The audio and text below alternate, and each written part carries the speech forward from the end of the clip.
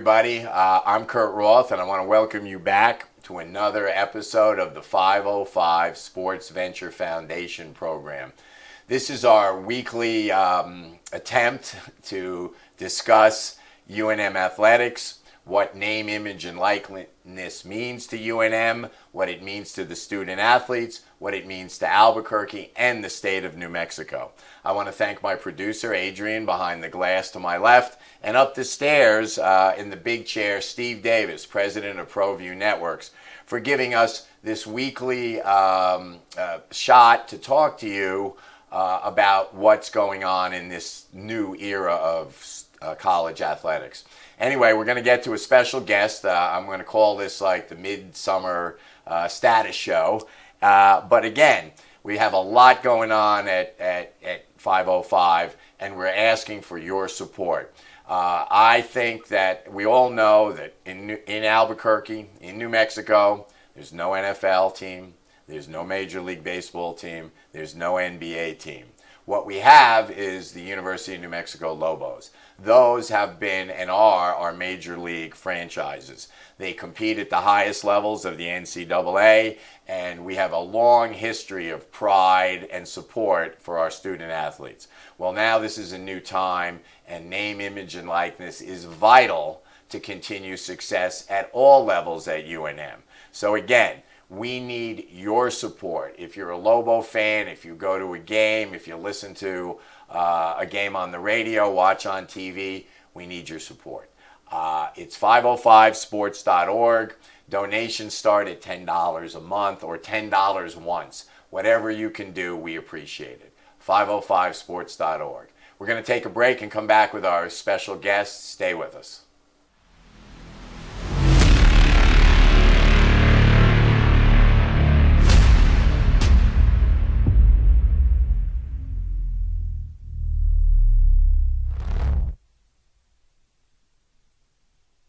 What's going on, Lobo Nation? Ja'Cory Krosky-Mirror here. And I'm Devin Dampier. The Lobo football team's going through some changes, but we're here to stay. We'll put in the work on the field and in the weight room, but we'll need your help off the field. 505 Sports Venture is leading the charge in the NIL space.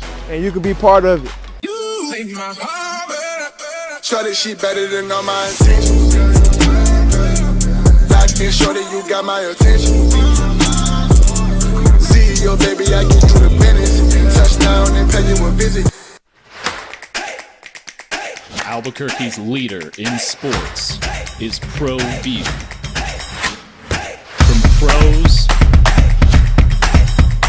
to prep, all your favorite action.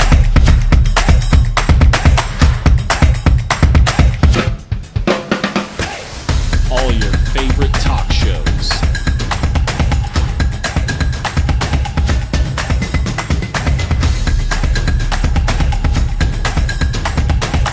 Find it on ProView Networks. If you're drunk, blasted, intoxicated, ripped, plastered, destroyed, bruh. If you're like this, You shouldn't be driving.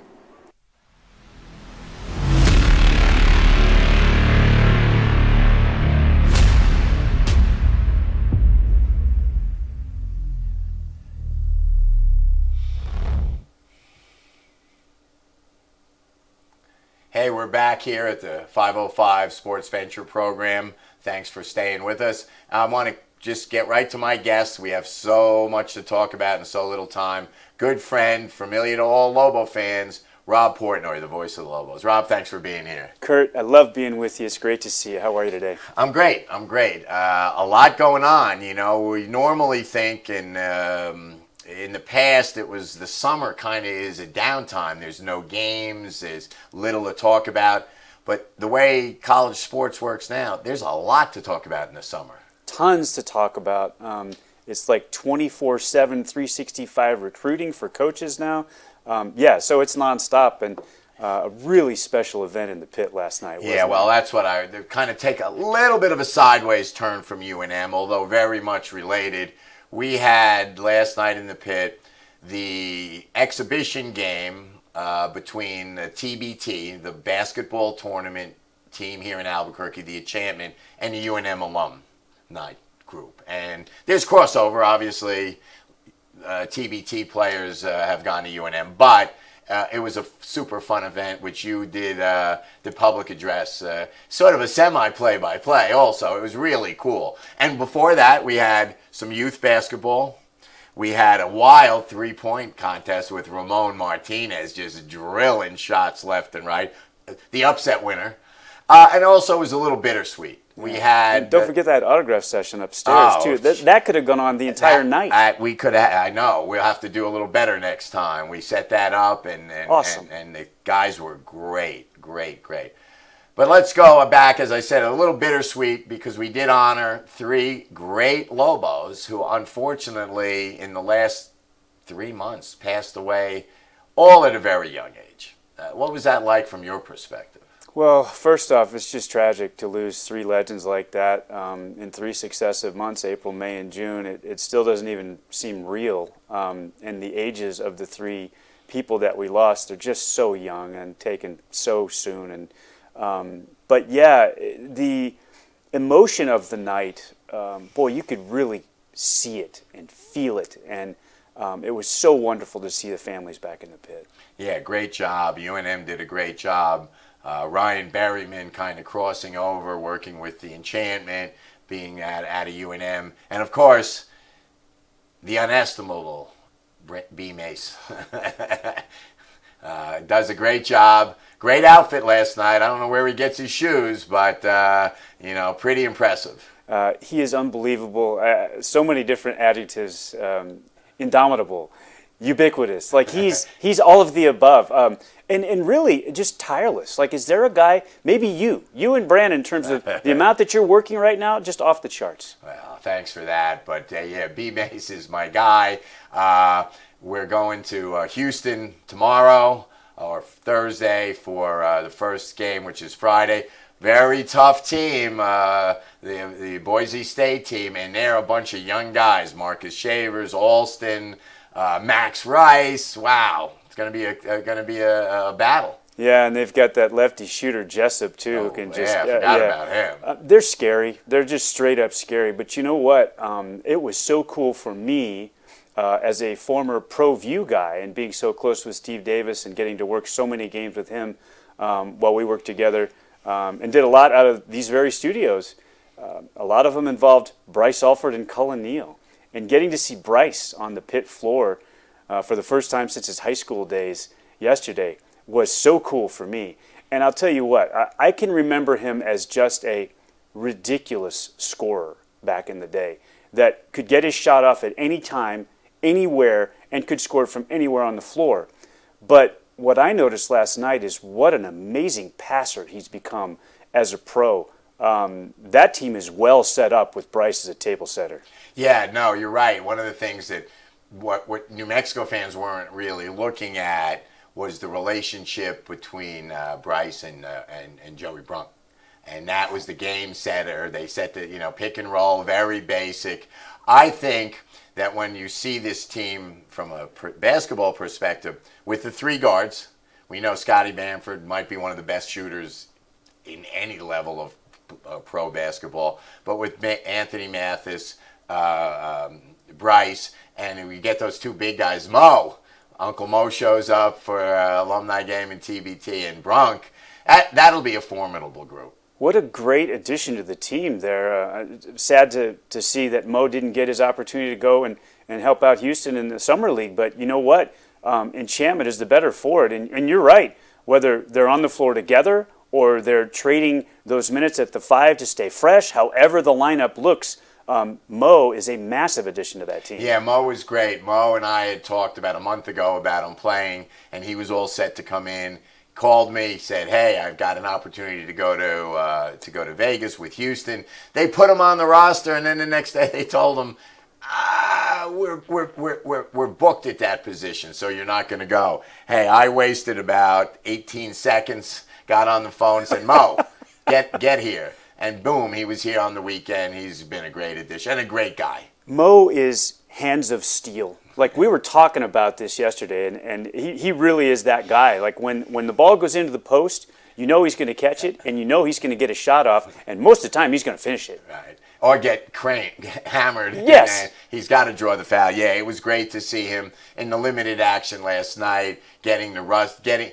I don't want to say the rust off. These guys haven't played together. So yesterday was like the second game or second time. First time they were all together. There's another practice tonight, and then boom, they'll practice in Houston Thursday, and here comes Boise. So you make a great point. Like you even mentioned, you could see the chemistry, and that's born of familiarity, right, between Brunk and Alford. Right. And there were a couple of times where Alford and Udeze ran the same pick and roll, ran the same ball screen, and they weren't quite exactly on the same page yet. That'll happen. We know they're going to get in a couple of more workouts before they have to get on the court on Friday. well, that'll be great to see. Anyway, we come to our first break. Stay with us. We'll be right back after a few messages.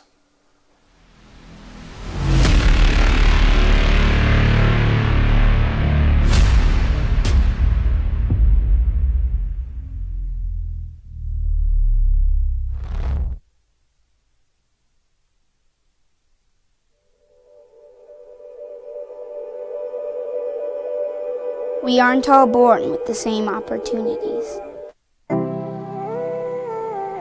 But it's the people who care that change everything. Get ready, Sprout, get ready. My coach. My teacher. My older sisters. My grandma. My brother. My tutor. My dad and my mom.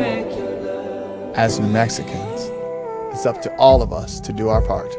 So that no child goes without love. And no family has to do it all on their own. They're all our children. Every single person is called to make a difference in the life of a child. It's up to all of us to do our part. To pull together. Pull together. Pull together. To make New Mexico the best place to be a kid.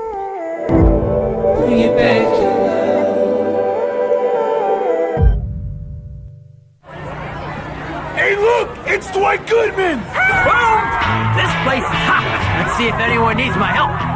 How about I drive you madman home, huh? I got this, Dwight. I'm the designated driver. Boom. Sweet.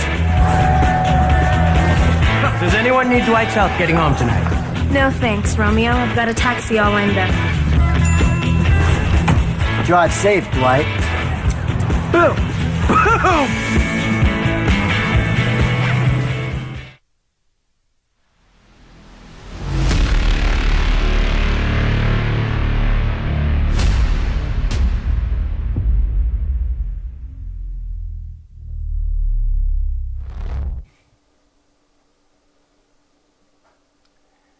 Hey everybody, welcome back to second segment of today's 505 SVF program. I'm here with our in-studio guest, Rob Portnoy, the voice of the Lobos. And as we started out the discussion, there's really no off-season anymore. These UNM men's basketball have been back with the full roster since June 1st. And they're going to go till, July 5th? No, another week or so, I guess, and then they're off for almost 3 weeks. But you've been in practice. General overall thoughts so far? Yeah, it's going to look very different, isn't it, Kurt? I mean, the strength and the driving force behind the team for the last couple of years has been that unbelievable backcourt.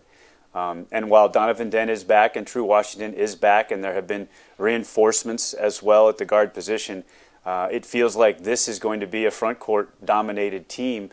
Certainly there are many more bigs on this roster. The depth is unbelievable. And it does bring to mind a little bit that Udeze-Alec tandem from a couple of years ago. Who knows who the guys are going to be because there's so many choices right now up front. But it's really exciting. Yeah, the competition already, it's friendly. Now, I have to tell you, I've been in quite a few practices. So far, chemistry is great. We've got a lot of guys who know they have to prove themselves. You can pencil in a couple of starters. I think, actually, let's talk about that. I think the only guys you can pencil in are Donovan Dent and Nelly, right? Those are our, we know those guys are going to start. Your point guard and your 5-man. Right, yeah. Right. And the way I look at it right now, if for those of us who watched Nelly kind of come in late last year, kind of struggle. It took him a while. And even by the Mountain West season, he was like a little inconsistent. For those of us who have seen him, he's solid. His hands are much improved. He's much more confident about his role in the team. He knows the offense. It's funny. I talked with Morris Udeze while he was here in town with TBT and, of course, the alumni game and the exhibition in the pit. And he was thinking back to 2 years ago when he played Iona in the pit, and it was Nelly matched up against him. Right. And he said, they doubled me consistently. So I joke with Nelly that he didn't really have to guard me one-on-one. But he said, I had trouble with Nelly. Nelly was a tough cover, and everybody remembers Nelly had a pretty good game for Rick Pitino's Iona Gales in the pit, though the Lobos won the game. I think we're going to see a much better Nelly, and I agree with you. It's because of the summer. It's because of the preseason, month run-up to the season. All of those things are going to make him so much better. Yeah. So we're set there. And then the other three positions, you do have True Washington. Again, you look at him in the practices so far, not a freshman anymore. I think he was kind of not a freshman by January last year. Didn't shoot it as well in the Mountain West season as he did in the preseason, in the pre-conference season. Much more confident, bigger upper body, shooting the three ball. I kind of like him to slide into that second spot there at backcourt. You mentioned the shooting, and I think that's going to be the key component because I think that we feel comfortable he can drive it.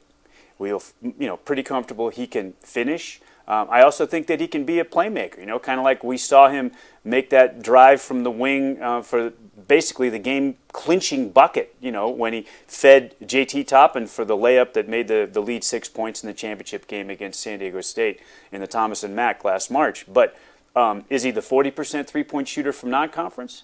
Or is he the 20% three-point shooter from Mountain West games? Okay. It's an amazing difference, that contrast from last year. I think it's somewhere in between, but I think it's going to be better than what we saw. Oh, no doubt about it. And you mentioned somebody, JT Toppin, yeah, that guy. JT. They kind of have to replace that guy. I don't remember that guy. I'll have to go look at some highlights of JT Toppin. Yeah, so then we've got the two other front court positions. We've seen a lot of back and forth. We've seen our guy Jovan Milicevic look really good. And I'm going to defer to you on the pronunciation. I'm just getting there. Filip Borovicinen. Okay. Filip at 6'8.5" is can play guard. There's no doubt he can handle the ball. He has what I would call almost not quite awkward, but a very unique form of shooting. His form is odd, but it's consistent, and he's a good shooter. He seems to know where the ball should be, and he can handle the ball. So I think he'll get some backcourt time. Obviously, he could play the three. He can, and now at the four, we have another freshman. Well, a freshman, Jovan. So who shoots the ball well? So we've got that, and our returning six-man player of the year, right? Six-man player of the year in Mustafa Amzil. So there's a lot of depth there. Plus, we haven't even mentioned the other freshmen, C.J. Nolan. So there's a wealth of talent out there. I think you've touched on two things that are interesting questions to be answered for New Mexico this season. Obviously, last year with both Dent and House, there was never a question about who would handle the ball. There were plenty of point guard minutes to be distributed among two unbelievable players. So when Dent is not the man on court handling the ball and running the show, who is it? Could it be Borovicinen? There are other options as well. We'll see. And then you mentioned Milicevic, Jovan Milicevic, and what a great shooter he appears to be from the four position, which makes him a really versatile pick and pop, pick and dive, so many options when he comes to set that ball screen. But who are the shooters on this team? Who are the scorers on this team with Jalen House and Jamal Mashburn Jr. gone, who provided so much of the scoring for the past 2 years? Yeah, well, it'll be interesting. It's always, you'd hear Rich Pitino say it all the time. got to make shots. Got to make shots. We played well. We defended well. We out-rebounded them. We didn't make shots when the score doesn't work out for us. But the one thing I'll say before we take another break is just to physically, when you look at this team, the difference is noticeable immediately, where we had the two smaller guards dominating the activity in practice, dominating the game time, and Donovan Dent kind of waiting his turn, playing a lot, being important, being the biggest guard. Now you look at these lineups, Donovan Dent's sometimes the smallest guy on the court. So it's a big, big change. Anyway, we'll come back with our final segment right after this. Please stay with us.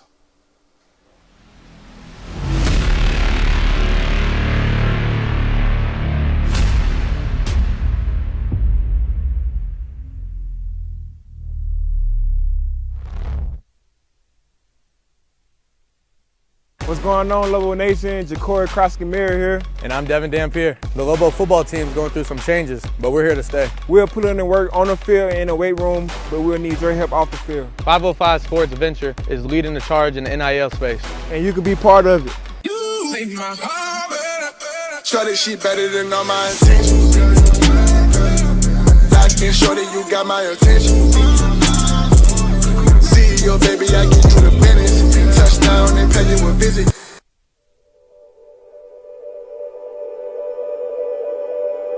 We aren't all born with the same opportunities.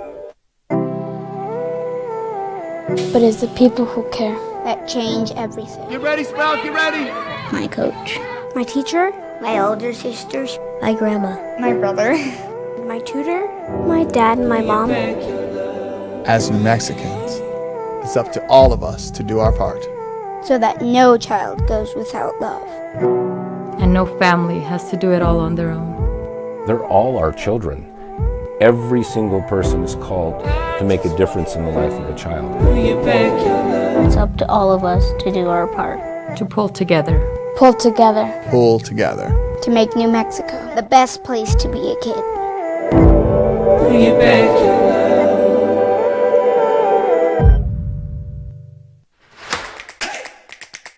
Albuquerque's leader in sports is Pro View. From pros to prep.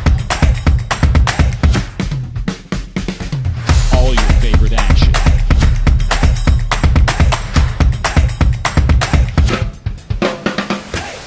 All your favorite talk shows.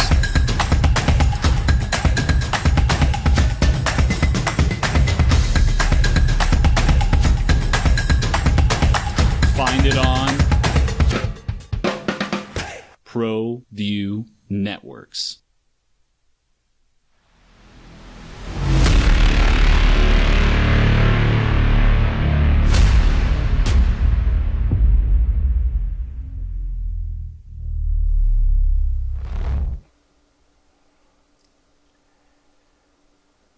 Hey everybody, welcome back to the third and final segment of the 505 Sports Venture Foundation program. In the studio with Rob Portnoy, voice of the Lobos. We've talked about TBT basketball, the alumni game, the unfortunate circumstances surrounding that, and we've talked Lobo basketball, a lot more to develop. The one subject that I normally would talk about now is Lobo women's basketball, but we're going to table that conversation for a couple weeks. Mike Bradbury's squad is not all in Albuquerque. He's working with about 9 of the 15 women he's going to have. It's a great group. We're every women's basketball player, just like every men's basketball player, has or will have a 505 name, image, and likeness contract. So we work closely with them, but we're going to really work. We're going to have some of the women on the show, and we're going to wait to preview that until they're all here. But I think we're 35 days away from Lobo football. Now, historically, people are like, okay, go to the first game, and then by October, there's no more excitement. Little different this year. Oh my gosh, I don't think that we really quite yet understand how lucky we are to have Bronco Mendenhall as the head coach for Lobo football. He's just an elite head coach in college football, and that he chose to come back to a place where he'd coached previously as an assistant and make this his next project and his life's mission. We're really lucky, Kurt. Well, I think the words you used were great. A project and life's mission. There's no doubt about it that Bronco Mendenhall, who has gone BYU, in essence, and maybe that may change now, but going from BYU to Virginia was technically a step up. Now, BYU has turned the whole game around, but at that time it was a step up. He did what he called a reset. He could have still been the coach of Virginia. They were very happy with him. He decided he needed to take some time off. He took 2 years, and he didn't go to a high-end, big time. He took a substantial pay cut to come to a team that has had three winning seasons in the last 17 years. So it talks about a project. Now, we become very familiar with Coach Mendenhall. If you ever get a chance, if you ever see that he's going to speak at a group that you have access to, go to it. Once you see him put together his history and his plan for UNM football, it's just inspirational. And I am, for one, sure that that we're going to be successful in football. And I think we're going to be successful this year. It will happen. And the only question is, how long will it take? I agree with you. I have no doubt that he'll turn the program around. It's just a matter of time. It's interesting. I got a chance to sit down with each of his assistant coaches and talk with them about their experiences, both with Coach Mendenhall and in their lives, and what brought them to Albuquerque and how this all came to fruition. And they each, most in fact, said that Coach Mendenhall told them, look, we could all go die in the desert. That was the line. We could all go die in the desert.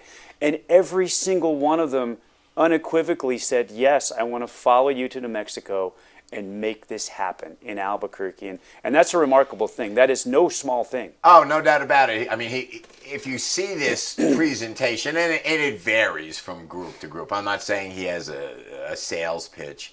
Bronco is an inspirational speaker, and but I think out of only one of the 16 coaches didn't play for him. I think they did some research, and on all the staffs in all of the United States, I think the next staff that had coaches that played for their head coach, they had 3. So these guys, 2 of them, and I won't mention names, 2 of them, Bronco called and said, I'm back. And they said, they're there. And he goes, but I didn't tell you where there was. And one of the guys' wife was in the back. We're coming. So they were all, he put his staff together in a day and a half. So just incredible. And again, if you get a chance to be around the man, one of my favorite, you have to go. You just have to go. One of my favorite things is he has, bowl eligible, compete for the conference championship. I love, he says, win the New Mexico State Championship. That is a special thing to him. So we're going to win it this year? If Coach Mendenhall has his way, for sure. You made another point there, and I want to follow up on it. It's the value system around his program. That's why these assistant coaches leave whatever it is that they're doing and come to join him in Albuquerque after he'd taken 2 years off, because they're football coaches, but they're also people, and they love the way that the program is organized. They love the things that are at the top of the priorities list. And, I mean, a simple thing. They get more work done in less time. They don't work on Sundays. No. University of New Mexico football does not work on Sundays. And yet, because they're so intentional and so organized in the time that they spend in that building, they get more done. And it's proven time and again, year after year, for almost 2 decades, that it works. Yeah, it's interesting when you see Bronco, he tells you that 3 winning seasons for New Mexico in the last 17 years. Bronco's been a head coach 17 years, 16 winning seasons. So it's ironic that the number matches.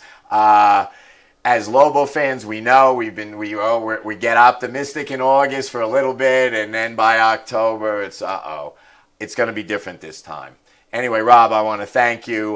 We have so much more to talk about, but our time is up. We'll have you back right around opening day, right around the end of August to see where we are. Anyway, everybody, thanks for joining us this week.